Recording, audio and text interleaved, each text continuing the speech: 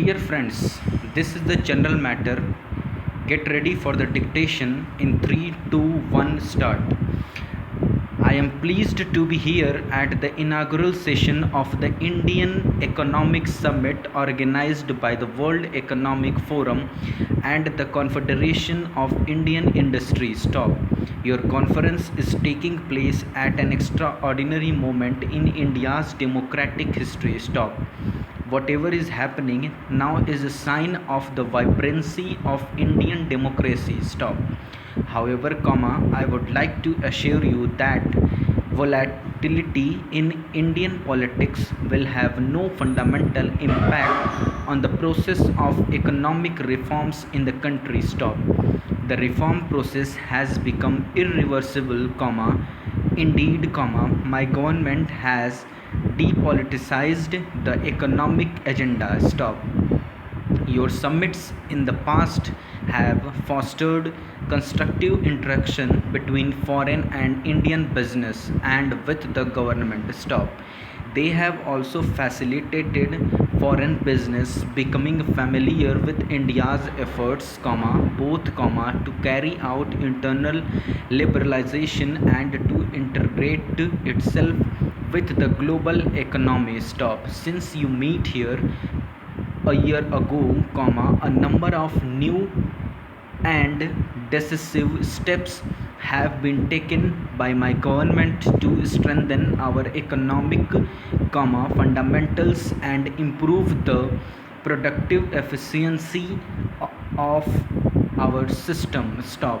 In the schedule of your meetings over the next few days, you would be interacting with some members of my cabinet, some distinguished businessmen, economists and senior government functionaries. Stop. They would outline for you only what has been achieved during this period but share their vision of the economic agenda for the coming months. Stop. In the last 9 months, my government has taken important initiatives over a wide gamut of economic issues which cover insurance, capital markets, information technology, housing and infrastructure, to mention a few. Stop. Para. The reform process initiated is wider and deeper than any comparable program earlier. Stop. Its multiplier effect would have long-term beneficial impact on the economic and social development of India. Stop. We also take some pride and many other parts of the world, our macroeconomic fundamentals continue to be strong. Stop. They create new opportunities for private investment, both domestic and foreign. Stop. A GDP growth of well over 5%, inflation below the double digit number, comfortable foreign exchange reserves, positive growth in agriculture, stable exchange rate management coupled with sectoral initiatives have reaffirmed the government to a policy of liberalization with suitable checks and balances. Stop. I have said so earlier and would reiterate today that there is no panacea to bring about high rates of economic growth here. Stop. Para. Discussions are going on within the Bretton Woods institutions, the United Nations and other forms of reform of the global economic architecture. Stop. We will participate constructively in this dialogue so that the emerging reform process can durably address the malaise that has adversely affected many countries. Stop. Such a reform process should help in the evolution of a new financial architecture based on transparency, symmetry of obligations, equity, effective management in the face of rapid flow of large sums of capital around the world, and orderly development of world trade for the common good of mankind. Stop. Poverty alleviation must remain the central objective of international action. Stop para. We recognize that globalization is both a reality and an opportunity. Stop. We are convinced that nations cannot prosper in isolation and must forge complementary relationships based on mutuality of interests. Stop. India is committed to the continuation of its policy of liberalization coupled with effective social safety net. Stop.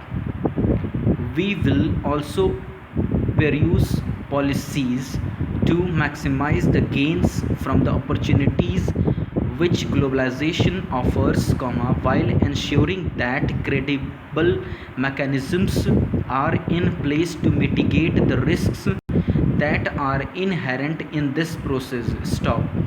Our aim is to be a strong nation, so as to be able to live in peace, prosperity, and dignity. Stop. We recognize, however, that the strength of its economy. Stop. Whatever we do to strengthen our national economy, we will do it in a manner that will simultaneously strengthen the democratic polity of India.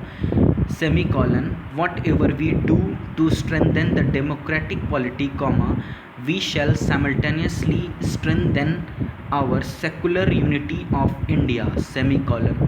And whatever do to strengthen our democratic polity and secular unity, we will bear in mind the need at all times to dramatically reduce poverty in the shortest possible time. Stop.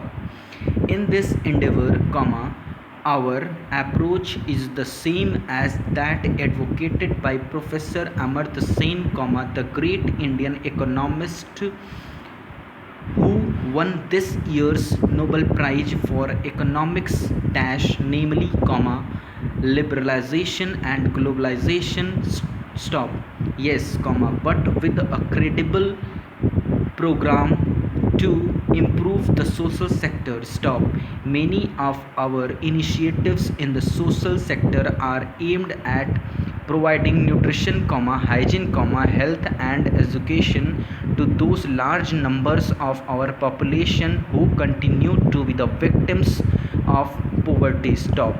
India is a democratic country. Stop. Democracy is our greatest strength. Stop. Freedom of thought, freedom of action, freedom to live with diverse faiths and systems are fundamental to our culture. Stop. I believe that there are essential components of liberalization and globalization. Stop. We have another great strength. Stop. We have an unbroken record of honoring all our financial obligations of foreign investors and lenders. Stop. We have a sound legal system that incorporates justice. Stop. Over. Thank you.